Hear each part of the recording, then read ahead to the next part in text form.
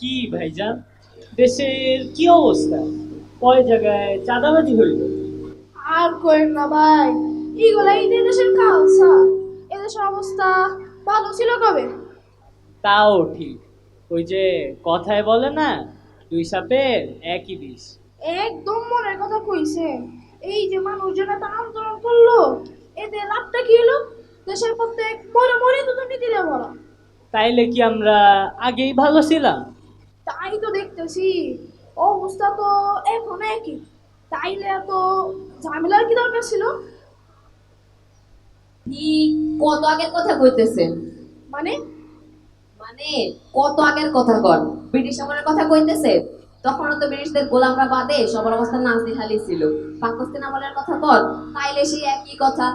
আর যদি গত 15 বছর হওয়া স্বৈর শাসনের কথা কন, তাইলে কোনো সুস্থকর মানুষের পক্ষে সেটাকে সাপোর্ট করা সম্ভব না। কি কইতেছেন আপনি? আপনি কি জানেন গত 15 বছরে কত টাকা লুট হয়েছে?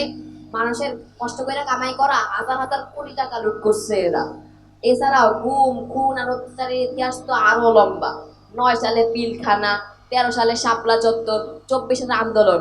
এই সব জায়গায় নির্মম ভাবে গণহত্যা চালাইছে আপনি গো মাদার অফ হিউম্যান পটি। হাজার হাজার মায়ের কোল খালি করছে, অসংখ্য বাচ্চার এতিম বানাইছে। এরপরও যারা কয় আগেই ভালো ছিলাম, হে করে আয়না ঘরে নিয়ে পাইনটা পিড়িতে পারলে মনটা শান্ত হইতো।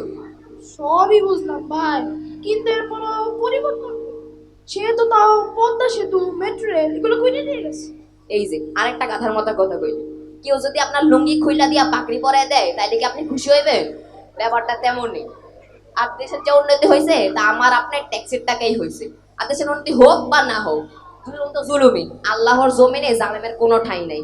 যেই জুলুম করব তারই জয় বাংলা করে দেওয়া হইব। ঠিকই কইছেন সিদ্দিক ভাই, আমগো চিন্তা ভাবনাতেই আসলে সমস্যা। কাঁঠালের বার্গার খাইয়া আমগো মাথায় 1 কিলো জম ধরে গেছে। বেশ তো আর একদিনে ঠিক হইব না। উল্টা আমরা যেসব জুলুমের শিকার হই সেগুলো আমগো গুণারই কামায়। আল্লাহ যে দয়া মায়া করে অন্তত জালেমের হাত থেকে বাঁচাইছে, এতেই লাখো কোটি শুকরিয়া। এর সাথে আরেকটা কথাও মনে রাখতে হইব, এক ফেরাউন যায় যেতে আরেক ফেরাউন আসার চান্স না পায়। যেই আবার এই দুঃসাহস করব, তাইলে খেলা হবে, খেলা হবে।